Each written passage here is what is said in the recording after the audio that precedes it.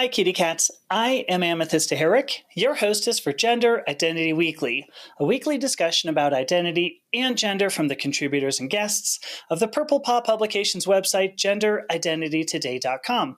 This content right here is brought to you by subscribers of genderidentitytoday.com. If you're already a subscriber, first of all, let me just thank you so much for your ongoing support. Subscribers, as you well know, not only receive new content directly to their email inboxes as soon as it publishes, but are also able to interact with every contributor directly, which includes me. And if you don't want to interact with me, I've got to ask the question, what the hell is wrong with you? So, if you would like to support shows just like this one, as well as other podcasts, videos, and written articles by our contributors, I hope you'll consider subscribing using the links down there in the show notes. All right, my guest today is Koby Falks. Hello, Koby. G'day, how are you? I'm doing great. But my day got so much better when you came on the screen, I will admit. That's my t-shirt. That's what it was, yeah. It was just the attitude oozing off of you, and it was great. Oozing off of you in a good way, because there are certainly things that ooze off of you that you go, I get that checked out. I don't know. I'm pretty much into anything. So. Fair enough. So Koby is an adult content creator, an entrepreneur, and also a fabulous advocate for authenticity in the adult industry. Koby, what I find so fascinating about you is much of your content is about confidence and self-expression. And you're looking to redefine masculinity in the LGBTQ community. So I think that's pretty great. I'm super excited to talk to you. Oh, cheers. Excited too. Cool. I love starting off with kind of like an origin story. And so I was curious first, how did you get into the adult industry, the adult content industry?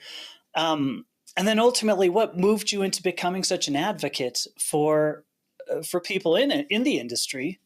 Yeah, I mean, it's a pretty common question we get, as you can imagine. Like, how did you get started on OnlyFans? So I've been doing OnlyFans for about 5 years now, and Cool. It hasn't just stayed in OnlyFans; it has gone wider onto other platforms. But that's where we started. My ex-partner and I, Sam Brownell, we're still business partners. But basically, it was kind of during lockdowns here in Australia during 2020, during COVID. We had a lot of time on our hands, and we both work full time. And, you know, up until that point, we obviously were in an open relationship, so we still use dating apps and stuff. And we'd been dating for a year. But we found pictures of ourselves online, like naked pictures, basically. People had taken screenshots, because there are like Reddit threads and stuff sort of for, you know, specifically for like guys of Grindr and things like that post your pics up. So we found those pics online without our consent. And adjacent to that, I'd sort of done a small stint in New Zealand working in film and TV before I moved back to Canberra, which is where I met Sam. And we started to hear about this thing in the media called OnlyFans. It was relatively still, you know, kind of skirting under, but it was kind of getting that pop culture reference you know, this is about 5-6 years ago now. And so like I had plenty of time, jumped on, started looking at the content, and I thought, look, these people are getting paid to just put a phone in their bedroom. We've already got pics online. Like, why don't we reclaim it, make some money, and you know, just we've got the time. So yeah, I just started filming content in the bedroom, and it just went from there, essentially. That's sweet. I mean, because I've seen, you know, you have a link tree with several, you know, to several platforms. I mean, that's awesome that it's gone. Yeah. Do we say viral? You're doing great, though. It looks. I guess like after a year, it was around 2021 when OnlyFans came out then and said, "Hey, we're going to stop adult content on the platform."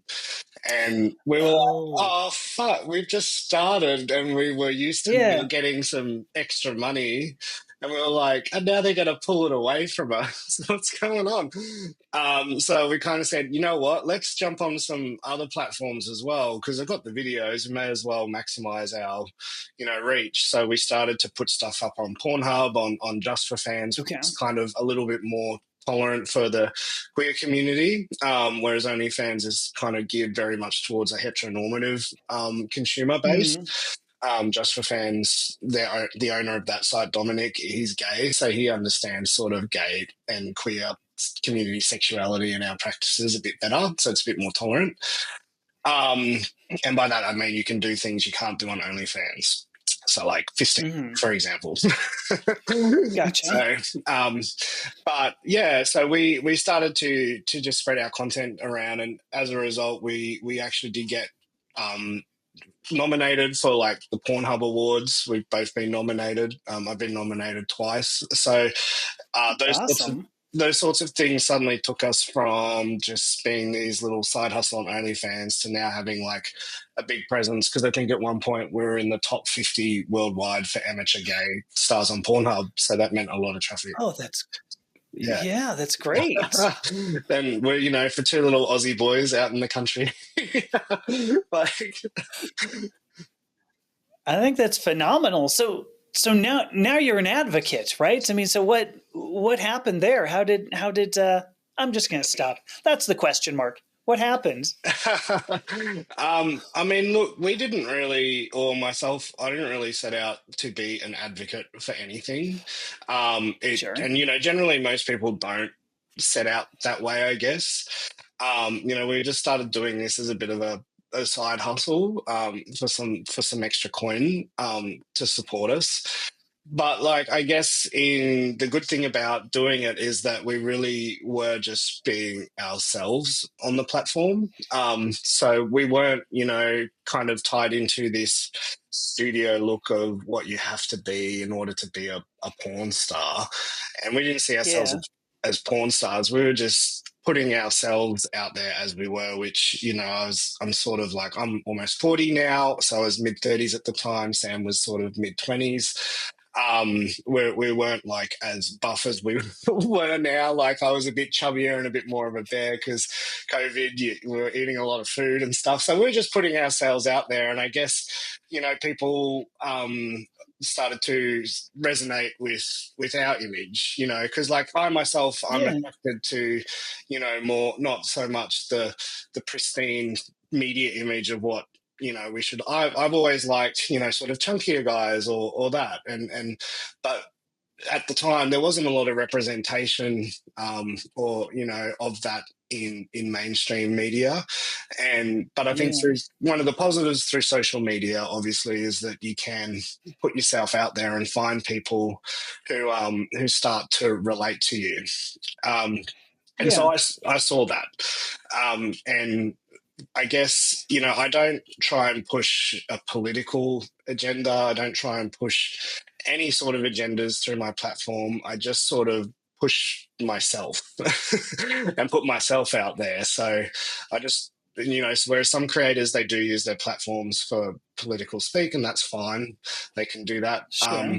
But I always feel that maybe once you start to become political, you're always going to lose 50% of your audience, like Right. you're going to start disengage, and if they disengage right at the start, then you don't have an opportunity to put yourself forward to maybe change their mind because they instantly just Yeah. go off, to wherever they're going. But so I decided to just with my socials and that just start to focus on myself and what makes me me. So rather than the external, I look at the internal. And so it's Right. given me by doing that, it's given me a lot of confidence. I guess, masculinity is something I'm attracted to and I present with. So I push that forward as well.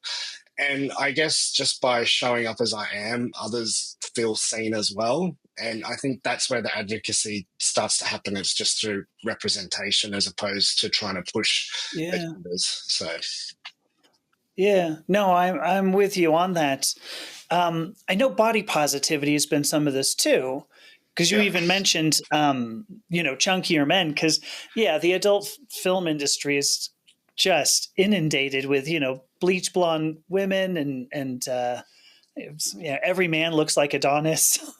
Where you're yeah. like, "Ooh, is this typical? Is this normal?" So, but body positive. Sorry, I expected to have a question fall out of that, and clearly I No, didn't. So, but it's go on. true. I mean, like I think I met Gwenadora at the Pornhub Awards, and she's like a plus size OnlyFans star Yeah, or a Pornhub star, and she's got a massive following on socials as well, and she's a plus size star, and I think it just goes to show that although like the media sort of puts out these ideal body types, like in reality there are people that like the whole spread of society, we are attracted to all sorts of things, and like honestly you will always find someone that's attracted to you for who you are. And I think that's the key message in right. body positivity, is that like I've always said, like, I don't particularly believe it's healthy at any size, but you can be happy at any size. And I think as long as you're happy in your body, then that's to me is what body positivity is. It's not about going in a certain direction. It's about, am I comfortable? Am I happy with myself? And if you are, that's what body positivity is. So Yeah, I think so that's beautiful. Because I just gotta. I mean, the queer community as a rule tends not to feel that comfortable in who we are. I mean, certainly, I mean, I'm thinking mostly of the transgender community, but even people I knew before I transitioned who were gay or lesbian, there's a big, I mean, I hate to use the word stigma, but obviously society doesn't love us very much. Maybe you've noticed, I don't know. I've I definitely seen some stuff. And look, Yeah, society definitely doesn't love gay men either, I would say, like, I guess because it's these concepts that, you can be different to what is the norm. And yeah, people don't understand it. Like, they don't understand how like someone would not feel comfortable or happy in their current body. They don't understand how yeah, a man who presents as a man likes to be fucked in the bum. right. Like, because they don't get it, it doesn't compute. And so I think when people don't understand something, the easiest thing to do is to dismiss it. um and Yeah, so they push it to the side, or they attack it, because it doesn't sit with their understanding of what of their world. But in reality, we all have differences, and in terms of sort of approaching those differences, we need to have understanding and consideration, because everyone is unique in their own way, and what we have in this constructed world of what is normal and acceptable, I think is changing a lot. So I hope it changes a bit more quickly, but yeah, I it's funny. I see. I kind of go both directions on that. I feel like when I was in graduate school, which was a long time ago, it was 30 years ago mm. now. Um, like I felt like there was, and I was in Georgia, like in the southeast of the United States, not typically well known for like progressive views. Yeah. It felt like even then, it seemed like there was more acceptance than I'm seeing today, Yeah, I which think. seems strange. Yeah, I mean, I would have to say that maybe, and like, I feel like even myself, like I'm 40, when I started going out to gay bars in my 20s, Mm, I guess we had really distinctive safe spaces. And yes. they were isolated. They weren't sort of, how do I say, they weren't integrated into the wider society, because they stood apart. So when you went to those safe Yeah. spaces and clubs, you were accepted for who you were. You did feel safe because you had your kind of bubble and environment, and it wasn't breached by, like the heteronormatives. Like now, if I walk into a gay bar, it's a very mixed gay bar here in Australia. I would say 50% straight, 50% gay, all Oh genders. gosh. It will be from drunk college girls to with their boyfriends or gay friends to whatever. So Yeah. it doesn't feel as safe now because it's a lot more mixed, and that invites a lot more criticism and awareness in wider society. So I don't know. It's kind of a double edged sword because by being sort of dismissed, we had our safe spaces that allowed us to be fully accepted. Yeah. But in terms of now becoming, more accepted in society, we're now open to more attack and criticism because we're more visible. Those safe spaces are not Right. hidden anymore. So it can feel like there is less acceptance because now we're getting a wider visibility. You're going to get it's like when you post something online and it goes outside your little social media bubble, and all of a sudden you start getting all these negative comments. You're like, holy fuck, where did all these come from? But it's just gone wider than your Right. usual audience. That's how I sort of see it. So I think the Yeah. acceptance is still there, but we're just open to more scrutiny now. So Oh, yeah. There. I think that's a great explanation. I hadn't considered that, but I think that makes good sense. Because yeah, I mean, in Georgia, it was, or where I was going, there was a single gay bar in town, and you didn't see a whole lot. I mean, there was the drunk college guy who would yeah, get in, and you kind of go, my I don't. favorite. Do you right? I mean, it was a lot of times he was like, does this guy know? Do you think he knows where he Yeah. is? Does he, are they really aware of that?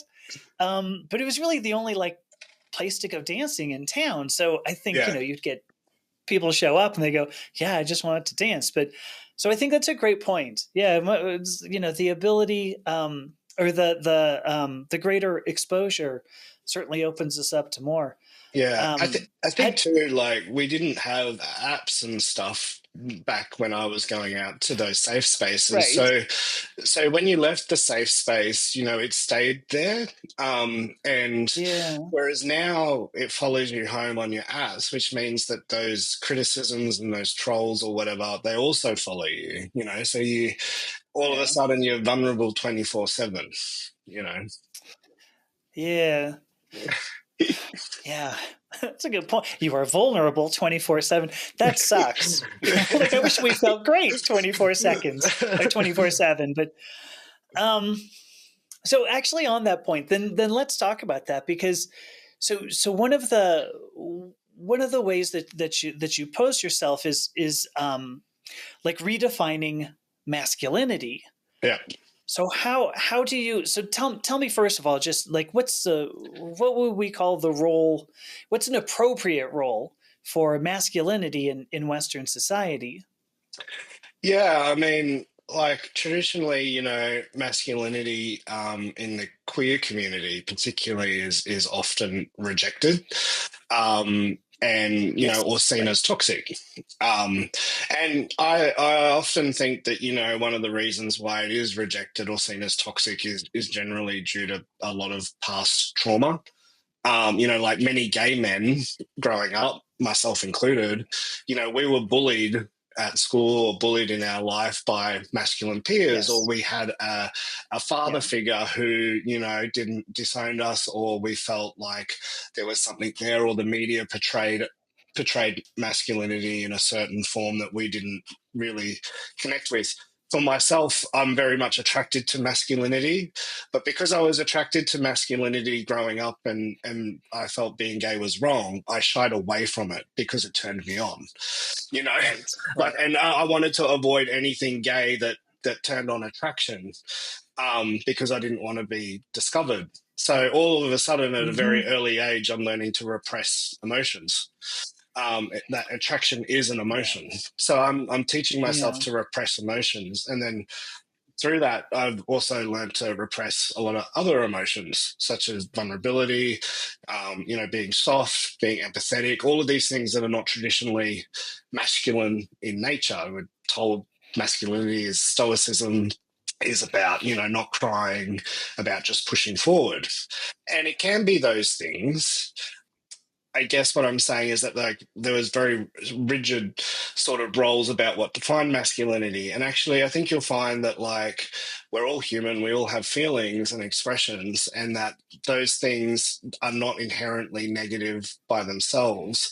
So being vulnerable Mm-hmm. can be a strength. It can show that you are human and that you can connect with people.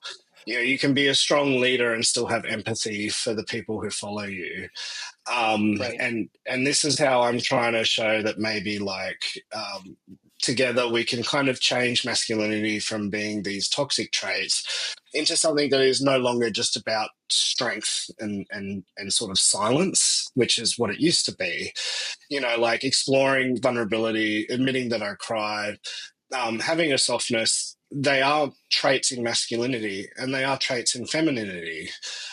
And those traits inherently don't define what it is to be masculine or feminine. They just define what it is to be human. To So, be human. Yeah. like, and so having those traits in yourself doesn't degrade your masculinity. It's just a part of it.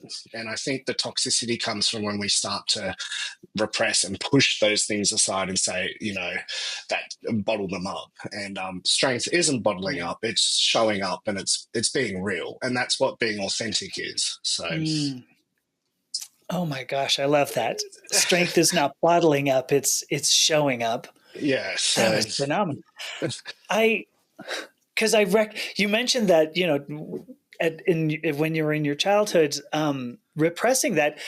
I've got those same memories where it's like, because I mean, I've recognized I was bisexual or pansexual, I guess we call it now. yeah, But I recognized that from about the time I started being attracted to people. And it was the same thing. It was, oh gosh, no, I'm not supposed to like that guy. I'm supposed to like this girl. And yeah, that's it. I did a really did a number on me. So yeah. And I, I think too that's why maybe in the queer community there's this quick turnaround for gay guys to start celebrate femininity really quickly, and masculinity gets mm, pushed to the side because they see it, they've had these terrible experiences with it, so it's something that they want to try and avoid. So rather than facing it, it's easier to push it to the side and engage with something else, so that yeah, you're not bringing up that trauma. But I guess masculinity, it is a valid form of expression too. Queer of identity course. embraces all forms of expression. So it's about breaking free from the traditional gender boxes altogether. And yeah. Yeah, yeah. That triggered a question, is more of a clarification than anything. Are you saying that some gay men move toward femininity so that uh, this trauma, this idea that you're not supposed to like masculinity, that you can get around that in some way?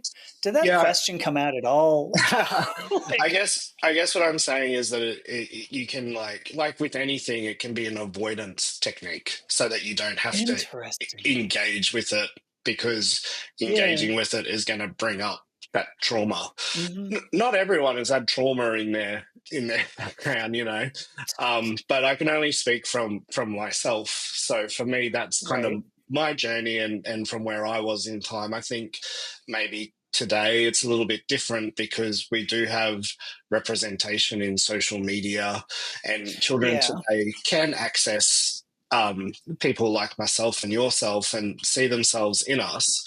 Whereas when I was growing up in high school, I had dial-up internet. I didn't have a phone. I only had, my representation was my schoolyard, and I felt like I was the only Hmm. one. So you know, Right. Right. Yeah, Kobe, when I was in high school, we didn't even have dial up because there was no internet. So, you know, take that one. But I I get that though. Because I've had people say, "Well, really, what you are is it what I am is a gay man, and I'm so gay that I have to be a woman to get men to be attracted to me." Like right. that's the. I like I don't believe this. I think that's a bunch of shit.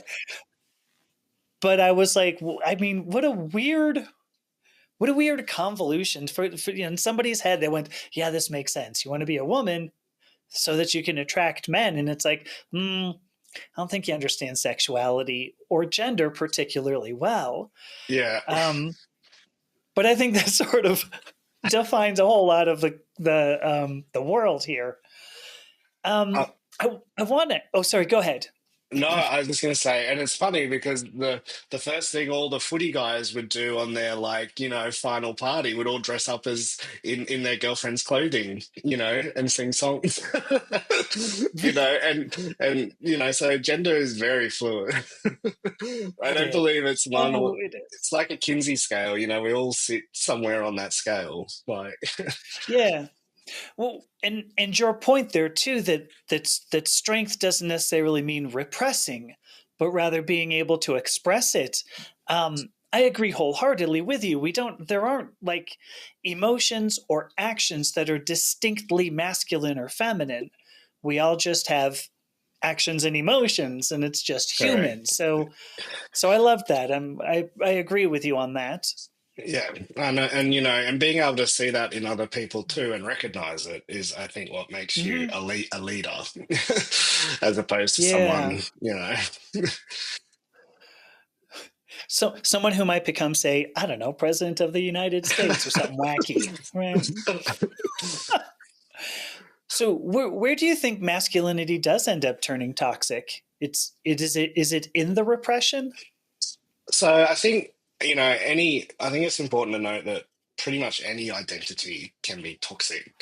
Oh, Femininity can be extremely toxic too. agreed. Yeah, But from the point of view of masculinity, I'd say it's when it starts to become rigid and it starts to repress other people, and even suppression in yourself is where that starts to become toxic because yeah, that suddenly turns into domination, emotional shutdown, aggression because you're yeah, not able to deal with stuff. And I think manipulation, jealousy, all of those traits are sort of toxic traits because they affect yourself and they affect others in a negative way. So I think it's about asking how you treat others and what traits you express to make sure that things are not toxic. Because you can still be dominant, but you can do it in a non toxic way. Um, you yeah, know, yeah, but it's when you're using dominance that is toxic that it becomes an issue. So yeah. I I like can be that. I can be very dominant, but I'm a bottom. I can be a dom bottom. I don't. you know. I don't know how that would work. For what it's worth, so I tend to be very much a bottom as well. So it's like Yeah. when I've had relationships where it's like, hey, can you be a bit more aggressive? I'm like, not aggressive, but you get my point. Where I'm Yeah. like, I'll be like, all not right, really. you're behind me now. No, sit down. Like, I'll end up directing the dude. Okay. Like, I'm going to take control now. Yeah. but I'm a bottom, You which is supposed to like not be dom. So right, right. You look like you're blushing a little. You okay over there, Koby? Is don't get two bottoms started because Yep. it always Right. turns into a competition. I think that's true. Um, because I look around today. You've got like the Andrew Tates of the world, and I don't know, the Joe Rogans, the Tom Likeses. That's fine. But people who are they pitch this form of. I think they think of it as masculinity. What I look at when I see somebody like an Andrew Tate is actually insecurity. Not much more Yeah. than that. Look, it's interesting because I do try to watch those things with a very neutral perspective, and Mm. sometimes I think like first and foremost they're there to generate business. So Well, they yes. they sensationalize things, but then I try and think of it from their point of view, and like some of the stuff they say I actually think is valid, but they're positioning it in a very narrow scope. So they're doing Yeah. it from a very narrow angle that applies directly to them, and that's obviously not going to um, not everyone is going to agree, or it's not going to apply to everyone, because unless you're sitting in that narrow scope, it's going to seem off. But if you kind of take some of the stuff they say and kind of, take out some of the language and generalize it, you can kind of start to see that, oh, okay, they I can relate with what they're saying. But it's but what I'm saying where the toxicity comes in is it's the way you choose to engage and portray that makes it toxic. And yes, that it can come across extremely toxic because they are using it in a way that is excluding people rather than including, So, but Right. that's their business model. So that's how they get the views. That's how they make the money. I mean, very true, very true. They're trying to get paid, but I don't know. Like, I think about what does Andrew Tate call it? The passport bros? Is that his deal? Just go to another country, shtup somebody, get back home, kind of thing. I don't. I don't get that whole thing personally, but yeah, I mean, it's sensationalism at its finest, I would say. Do you think that's all it is? I don't know, because I wanted then just Andrew Tate go home and just go, oh fuck, all I'm looking for is like a grapefruit and a glass of milk or something. Ooh, that sounds awful together, but but Look, just go home and just like. I feel like it Go could ahead. be either way. It's either gonna, like, when it comes to something like that, they either do go home and it just completely drops at the door, or Mm-hmm. they either fully believe it and are immersed in it and it carries through. Because how do you carry that through in all of the amount of Yeah. content that they produce? So I feel like it's going to do one Right. or the other, and you're not going to know until you're a fly on the wall. So That's a good point. I don't know. Though, and kind of one of the last things I want to do. I mean, Andrew Tate, if you're listening, I'm going to say this, and you're going to go, it doesn't make a fucking difference. I don't really want to hang out with Andrew Tate to find out. To like look, get back to his house and have him go, I'm just going to make a postage. Can I open a Coke or something for you? I don't want to get there to find out. And like I said, he's right now going, Amy, you had no chance. Don't worry about it. It's cool. yeah. Likewise. Yeah. So so we've used the word authenticity a couple of times. Yeah. And I think I've got an idea of where you're going with it.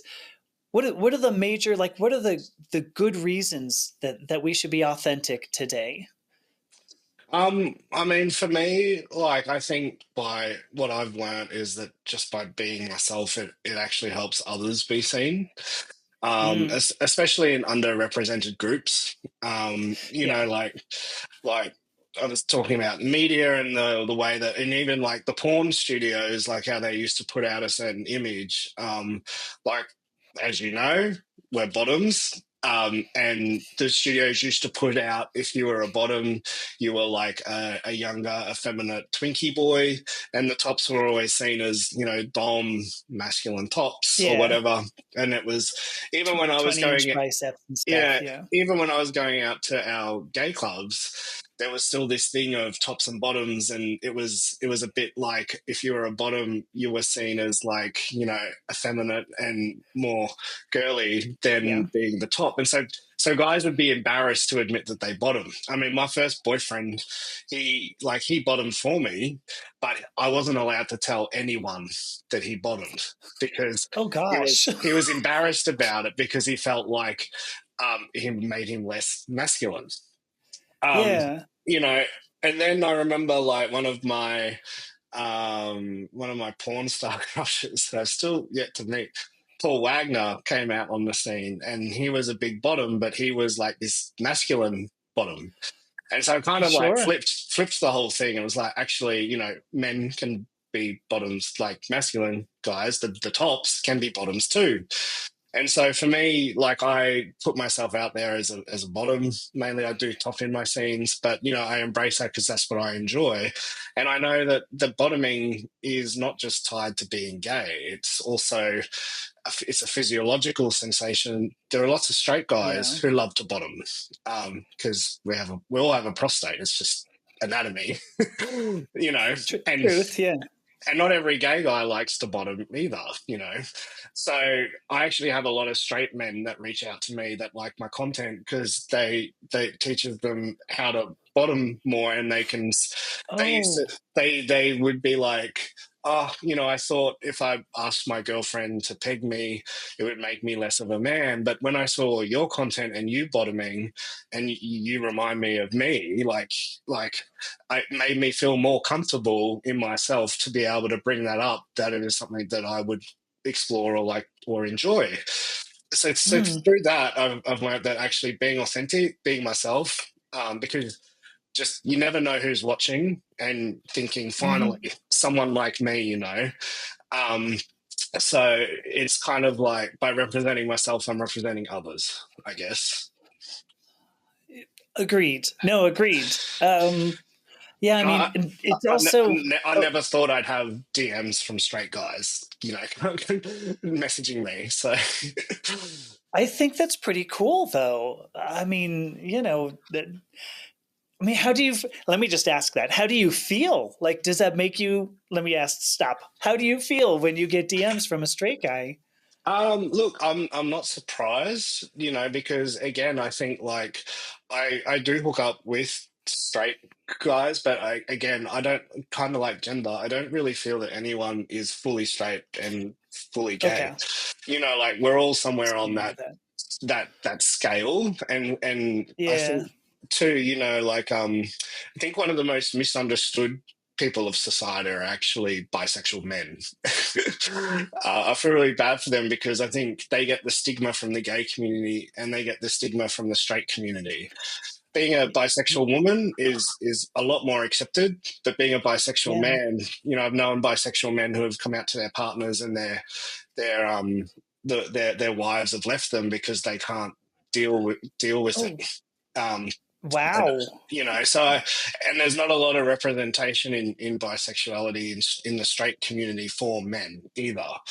Um, but I guess that's where, you know, they see someone like me that they can relate to and they can see that, like, it doesn't make them any less of a man, and they can start to feel a bit more comfortable. But yeah, like you know, I don't really think anyone's fully straight. Even I myself am bi-curious. Like, I haven't been with a woman, but it's something I'm looking to explore as well, just Oh, simply because I'm more comfortable in my sexuality now. Um, yeah. you know, so I think you're constantly changing. It's an exploration. So I'm not surprised that straight men reach out to me. And sometimes I think it's just because they feel comfortable to approach me, Hmm. because I guess I paint myself as a kind of a mate to them, you know, someone they can confide in and be safe with and not feel threatened. So, Yeah. I think that's one of the big. What's the word I want to use? I think that authenticity. I think that authenticity shows, and people feel it, even if they don't understand that they do, and you become comfortable. Like you yeah. said, somebody you can confide in. I do want to follow up too because I once went to a party. I'm with many gay men, and I'm trying to think what the hell this was. Oh, I know what it is. Not worth discussing it. But I went to a party with many, many gay men, and I had two of them sort of confront me. They're like, "You're bisexual," and I go, "Yeah," and they go, "So you like boys and girls?" And I go, "Yeah." I'm like, I didn't think I'd have to become a dictionary. But they go, "Can't you just make a decision?" Uh, And, and I go, "Well, no. I mean, like, but it was gay men who were actually telling me, listen, it's weird to me that that you would like both sides. Like, make a choice." and Women were just fine. Women were like, "Oh, does that mean you can kiss my brother too?" And I'm like, "Sure, why not? Bring him on. What do you got?" is he hot? You're right. Well, I was okay. It didn't at that point. It really didn't make a difference. I might have been a titch promiscuous in my youth, but That's some Dutch courage. I mean, I think it just comes back to that thing we are talking about with with being wider exposure. You know, it even yeah, happens in our community where when you don't understand something, outside of what is your norm, it's easier to just dismiss it. Then Yeah. it's a lot harder to get to know and try and see a point of view than it is to just stick with what you know. Like, Right. I, and I think I just found it strange. Oh, I'm sorry. Finish up. My apologies. oh no, I mean like, and I guess too, like I guess gay clubs and stuff, they are very like not so much now, like I was saying here, they're very mixed, but it was like men's gay clubs, and then if you want Yeah. lesbian, it was like lesbian, and then if you wanted like oh God, we used to call them the tranny bars. You can't say that anymore, Sure. but like then that was where like all the drag queens were, and you'd have all your Yeah. you know people who are transitioning going to, and they were very separate spaces and they were really defined around gender. So when you had someone who is there was not really like a bisexual bar, you know. So when you had someone come into those Mm-mm. spaces that were defined for a very specific, um, I guess subsection of the Purposes. Yeah. community, yeah, it did Yeah. feel a bit like an intrusion. So whereas I think today one of the positives is we have such an explosion of sexual, expressions and genders now that it is a Yeah. lot more mixed. So mm. Yeah. And I wonder. So something you were saying reminded me. I wonder if some of the like what I met when there were these two gay men were telling me, look, just make a decision because that's what you do. I wonder if it's because they faced such a barrier making their own decision because of social stigma, all of that they didn't. I don't know. They wouldn't allow me not to make that decision. Wonder if Yeah. that was it. Oh, 100% too, because I mean, they would have had to, overcome a lot to accept who they Yeah, are. And then all of a sudden, they probably didn't even like consider maybe that you could like both because they probably didn't have representation or someone to look up to who showed them that you can have yeah, both. And so yeah. all of a sudden, someone is challenging all of the stuff that they've worked through. It can be quite confronting. So, Right, it can right. completely change the way that you've processed everything to get to where you are and cause you to question, oh, hang on, what if I'd have done stuff differently? Am I bisexual? Ooh, like, ooh. I didn't think about that. you know, Yeah, what if in high school I was allowed to just go up to boys and girls? Would I be gay or would I be bisexual? But yeah, yeah, yeah.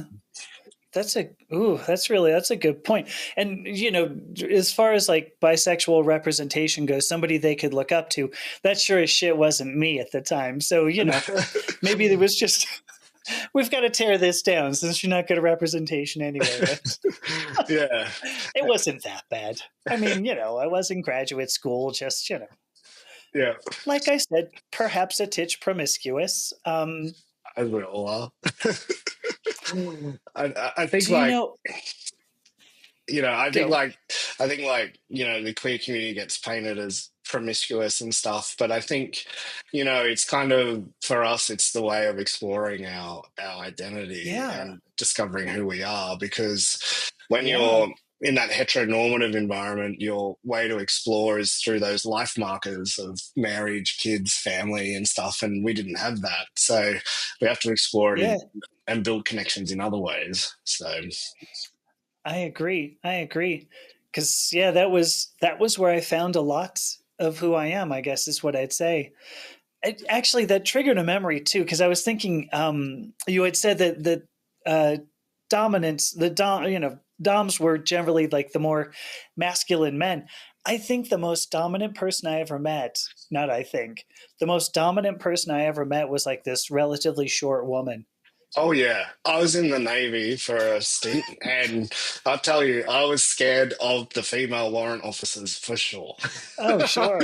You did Yeah. not want to cross them. I go along with the blokes, but if you come up, and I remember, like, I think one of my a good mate of mine was actually she was the PT warrant officer at the gym. So my part of my duties I spent a lot of time at the gym in the Navy, and Yeah. I would be like on the pool deck. And I remember one morning she walked up, and I was like, "Oh God," because it's 5 a.m, and I'm sitting there, and she's like this stout lesbian warrant officer doing children. I thought, what the fuck have I done now? And she said, "Want breakfast?" And she handed me a grapefruit with some like sugar on it, and we sat there and ate it Oh gosh. together. And then we kind of became friends from there. But I was like, don't cross her, kind of thing. Like, don't you drop your weights. Like, Yeah. I'm running out and let you know. But definitely, like all the Right. all the all the Right. guys were scared of her. So Hmm. Oh, sure. Oh, yeah. No, the person I'm thinking of had probably like a collapsible riding crop, in her purse or something. Psh, you pissed me off. I'm going to give you a good smacking. You just go, I just wanted a grapefruit with sugar. Don't. Anyway, she was an interesting bit. Um, I don't know what else we were. That was a weird tangent, but I do want to talk a little bit because we've talked some about sex, obviously, and it's crazy to me to see such a social stigma around it. I mean, I understand Christianity. I was brought up, in some oh yes, Christianity, I but went to a Christian school. oh yeah, I'm sorry to hear that. Well, look, I got to just sit in Um, the chapel for a few periods, so that's okay. I mean, I suppose. Well, I don't know if you have any better insight than I do. Do you have any idea why do we see such stigma around it? I mean, has your OnlyFans work and Just for Fans have these given you a little bit more insight on why our society just wants to go? Yeah, we don't have sex. Yeah, there's no sex involved here. Do you have any thoughts on that? Yeah, I mean, look, I think traditionally sex was like a way to control people through religion as Oh, well. yeah, So it was a way to, I guess, spread through, having large families and things like that. Like when you're looking at Christianity, about not having protection and more children and having the one partner, it is a very controlling aspect of the church. Um, and obviously sex as well. Like I actually think women are much more in tune with their sexuality than men. Even though I'm a gay porn yes, star, like women they're aware of their power in sex and sexuality, and they've used it to control yeah, men for centuries. If you're using it as a tool, then it means that you're very aware of your sexuality. Whereas men, on the other hand, I don't think they have a very good grasp on our sexuality because we're a lot more, when it comes to sex, impulsive and we act in the moment and we're horny and we don't think, we just kind of do. So we're not as in tune. We're kind of like just listening to what's driving us. And then, sometimes afterwards you're like, whoops, why did I do that? Like, what was I thinking? I'm late for my meeting now. Like, um, but so like in terms of like this stigma around sex, traditionally it was used as something that's private, as a way to control and a means to like maybe push a bit of an agenda when we were looking back at like that nuclear family structure. Um, so yeah. so today, like men and women are a lot more open to sex, and it just kind of like, I guess, sex actually forms a huge part of your identity. It's intimate, and it's also can help with your emotional well-being. And I think Yes. when you start to stigmatize something or shame it, it can create dysfunction, and that repression, because you are starting to repress things. And there Yeah. are positive sides to sex, and there are also negative sides to sex. Sex can be toxic as well, like anything can be. But I think being open can start to create sort of connection, and especially for queer people, we've been kind of denied sexual autonomy in the past. And now that we're able to kind of express that and show how sort of sexually fluid we are, that is, and because we are more visible now, and that promiscuous thing, the heteronormative people who have gay friends and can see that, like, hey, all my gay mates are in open relationships. Why do I have to be? Why am I tied to this one relationship when they're so happy in this open relationship and it works? Like, Hmm. they then start to question themselves, and I think now we're seeing kind of a bit of a shift in the wider society that sex is something that can be enjoyed and doesn't necessarily have to come with all this baggage and structure that it did in the past. Yeah. Yeah.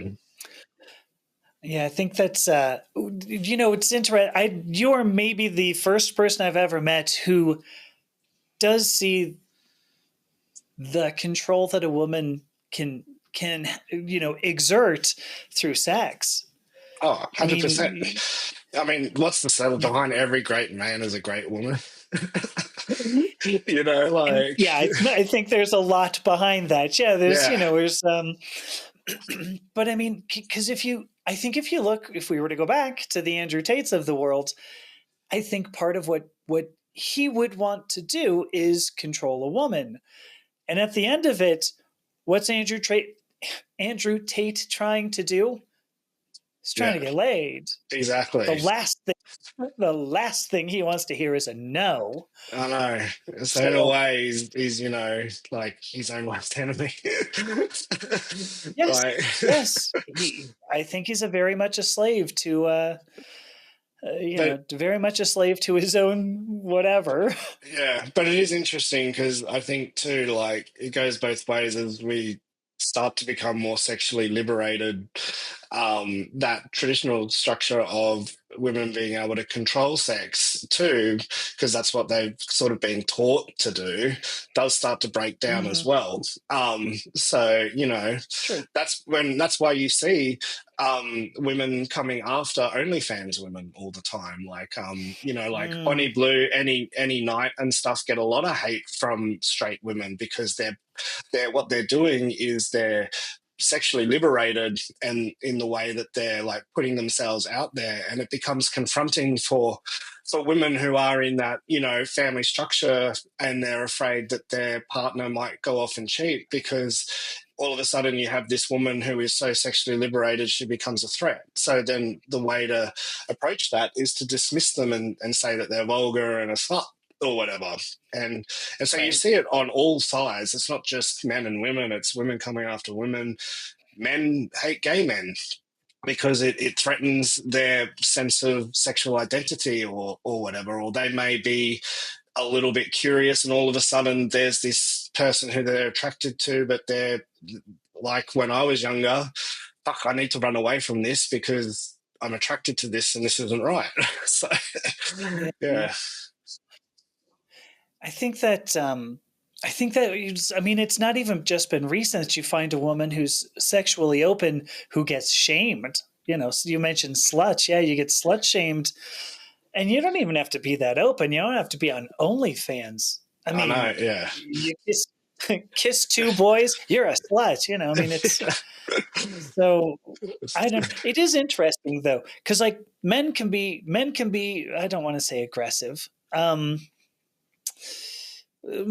Just more open. Men are allowed to in Western society. I'm saying, or more traditional, are able to be a bit more forthcoming, or seek out sex. But women, oh no, that's terrible. Don't be open about sex if you're a 100%. woman. So But it's interesting in that like men are allowed to seek out sex, but the way they seek it out is actually so controlled because they, yeah, are more likely to. So, like a straight guy going on OnlyFans usually logs on with a budget, knowing how much he's going to spend for the night. A gay guy oh logs on gosh, and they want everything included in the subscription price. Straight men will yeah, they'll be like, I'm going out with the boys tonight to get laid, but they're going to like a venue like a strippers where they're spending money, they're yeah, hiring escorts, like, they're buying chicks drinks or whatever. Gay guys walk into a bar and there's a dark room.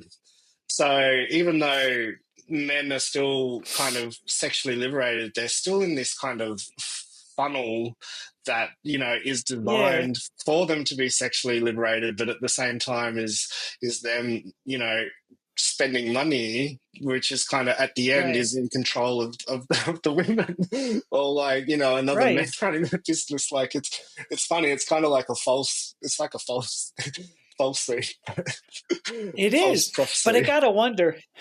I gotta wonder if some of what you're saying here is it just a cheap ploy to get more men like Probably interested in you? 100%. Is that was a cheap Why not? I mean, it's a great ploy. You're a great looking guy. I mean, Well, I thank gotta you. figure, of course. But yeah, I don't know. Um, Like, I think, like I do find that the younger generation, like women are a lot more sexually open now, and there isn't that slut shaming, But yeah, you know, it is a big shift. So yeah, it is. It is. I just, for the most part, I mean, I recognize they're asexual people, which doesn't actually mean that you don't like sex. I guess just doesn't have to mean that you want sex with other people. yeah, Um, where was I going to go with that? Oh, for the most part, though, humanity, humans like sex. It's just, it feels good, and I wish we'd all just admit that and kind of go, you know what? Okay, we've said it.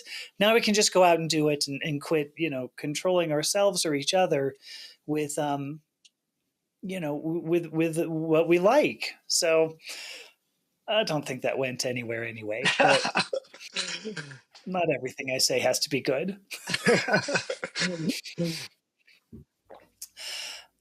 So I'm kind of bummed. We've been talking now almost an hour. oh, So I wow. guess I should. I mean, you are fascinating. I've loved this conversation. Oh, thank you. Um, That's I, I I'm always very interested in gender and identity because I think it is something that is constantly evolving. oh yeah, We used to be so rigid, and now we're kind of at this ground of being able to finally have permission, I guess, to break away and start to explore. So it's bringing up all sorts of things, even right, stuff that, I used to think I was just gay. I had no idea that there was things like bisexuality or, all the other sort of identities as well, like asexuality, romanticism or yeah. aromantic. I don't know, just pan, everything, poly, like there's so many things. I know there's such a. I mean, the thing is, it's all the human experience. Like Mm. none of this is. It's not like we just suddenly discovered it, like 1969 hit or something like that. And we go, oh shoot, there's a bunch of other ways to have sex. Like this, we've done this Yeah. all of humanity's history. I mean, maybe strap-ons were a little less, they weren't like plastic, right? They'd have to be metal or possibly wood, Ceramic, which maybe. is ceramic. There you go. But it's not like we haven't been doing this. So, Yeah. Well, um, it's when those institutions came in and saw it as a means to control, I guess. And now yes, we're trying to dismantle that. right, right. And all of those institutions need to get out of our bedrooms. That's what it is. But that's the work you're doing, and I'm glad you're doing it. Can you? So, I mean, I know you've got a bunch of internet presences. Can you tell us how we find Koby Falks on the internet? Yeah, I mean, the best way I would just jump on Instagram and just Koby Falks, KobyFalks. From there, I've got my link in bio. You can find all my other things. If you just type my name in Google, you'll probably find all of my search things. But yeah, I would Right. just say head to the gram first. That's kind of where my biggest. I'm on there every day. It's kind of a necessary evil for me. So, Yeah. you know.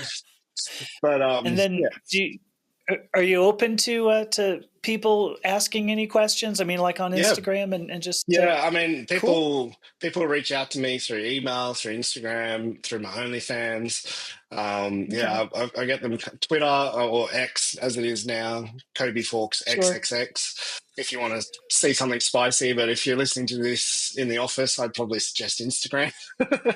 So, just pick and choose I your I place of. I feel fairly confident nobody's listening to this show in the office. It was just a guess, You never know. but if anybody is, yeah. I think that would be great, though. I'd love to see.